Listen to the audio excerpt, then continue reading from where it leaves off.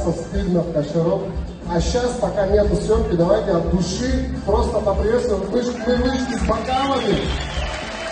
Мы знаем вас, вы знаете нас, мы знаем, какая у нас аудитория, какие зрители. Вот. Хочется сказать несколько слов по поводу того, как все начиналось, наверное, да? Тут сидит у нас Мобайл,